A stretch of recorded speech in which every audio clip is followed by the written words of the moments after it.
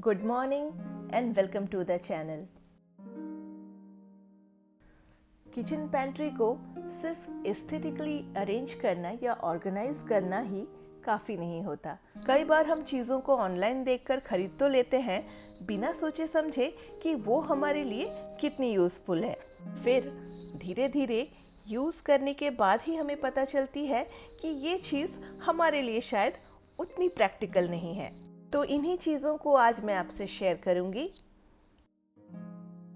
मेरी जो किचन है वो काफ़ी छोटी है और यहाँ तक कि चीज़ों को ऑर्गेनाइज करके रखने के लिए जो स्पेस है वो भी काफ़ी कम है। अगर किचन बहुत छोटा हो और स्पेस भी काफ़ी कम हो तो राइट साइज़ के किचन कंटेनर्स खरीदना भी बहुत ज़रूरी हो जाता है। नहीं तो स्पेस को हम उस तरह से यूटिलाइज नहीं कर पाते जिस तरह से हमारी रिक्वायरमेंट होती है।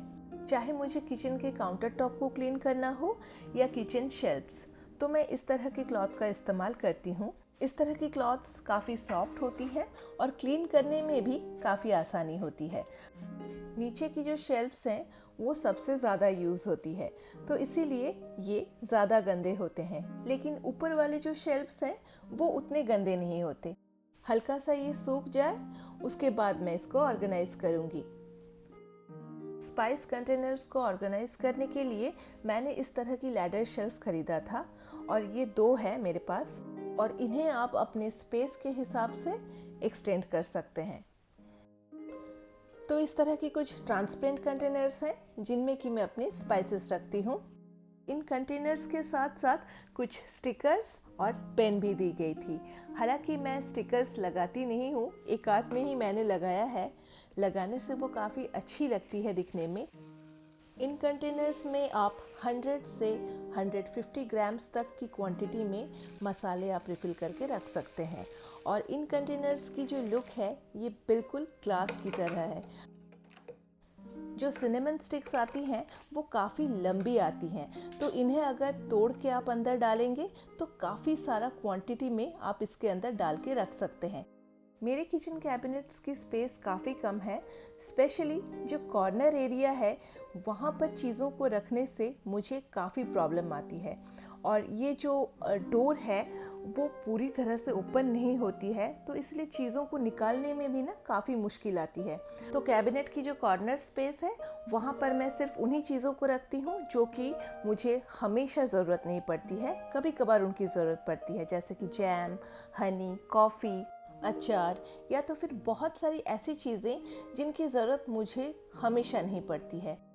इस तरह की कॉर्नर स्पेस जो होती हैं उन्हें यूज़ करना भी काफ़ी डिफ़िकल्ट होता है रोज़ाना के हिसाब से, स्पेशली जब आपको काम बहुत जल्दी में करना होता है तो आपको हमेशा यही दिमाग में रखना होता है कि हम चीज़ों को इस तरह से रखें, इस तरह से ऑर्गेनाइज करें कि जैसे ही हमें जिन चीज़ों की ज़रूरत पड़े उन्हें हम साथ ही साथ लेकर काम कर सकें। तो जैसे देखिए इन मसालों को भी मैं अपने सुविधा के हिसाब से अरेंज करती हूँ।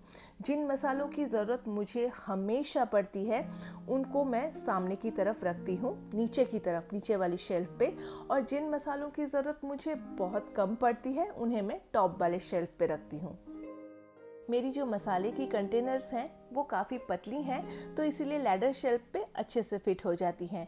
लेकिन अगर ये थोड़ी सी भी थिक होती, जैसे कि ये जो बॉटल मैंने आपको अभी दिखाई अचार की, तो ये उतने अच्छे से इसमें फिट नहीं होती। तो उससे क्या होती है, अगर आप ज़्यादा थिक बॉटल इस पे रख देंगे तो बॉटल जो है वो थोड़ी सी ना बाहर की तरफ निकल जाती है। इससे बॉटल्स गिरने के चांसेस भी काफ़ी बढ़ जाती है। लेकिन ये जो जैम की शीशी आप देख रहे हैं मैंने रखा, इसकी साइज़ इसके हिसाब से परफेक्टली आ रही है। लेकिन अगर ये जैम की बॉटल से भी ज़्यादा थिक होती तो ये सही से फिट नहीं होती यहाँ पे। हल्दी, नमक या तो फिर सॉस की जो बॉटल्स होती हैं उन्हें मैं इस वाली शेल्फ पे रखती हूँ। मेरे पास वैसे तो बहुत सारे मसाले की कंटेनर्स हैं, लेकिन हल्दी जो है मैं इस कंटेनर में ही रखती हूँ और ये बहुत पुरानी कंटेनर है क्योंकि हल्दी के जो स्टेन्स होती हैं ना वो काफ़ी स्ट्रॉन्ग होती हैं, किसी भी प्लास्टिक कंटेनर से आसानी से नहीं निकल पाती है। तो इसीलिए मैंने जो अपनी पुरानी वाली कंटेनर है उसको फेंका नहीं है, उसी में ही मैं हल्दी रखती हूँ। अगर आप इन कंटेनर्स को देखेंगे तो आपको लगेगा कि आप इनमें ढेरों चीज़ें रख सकते हैं। जी हाँ, बिल्कुल आप इनमें बहुत सारा क्वांटिटी एक साथ आप रख सकते हैं, लेकिन अगर आपके किचन में काफ़ी स्पेस है, अगर आपके पास बहुत बड़ी सी एक पैंट्री यूनिट है जहाँ पर आप चीज़ों को अरेंज करके रख सकते हैं, तो डेफिनेटली इस तरह की कंटेनर्स बहुत यूज़फुल होती हैं। लेकिन जैसे कि मेरा किचन काफ़ी छोटा है और यहाँ तक कि किचन की जो शेल्फ की जो स्पेस है वो भी काफ़ी कम है, तो इस तरह की कंटेनर्स मैं तो नहीं कहूँगी कि मेरे किचन के लिए ये सूटेबल है। अगर मेरे किचन के लिए कुछ सूटेबल है तो वो है इस साइज़ की कंटेनर्स। ये जो साइज़ होती हैं ये बिल्कुल परफेक्ट होती हैं, चाहे छोटी किचन हो या बड़ी किचन हो।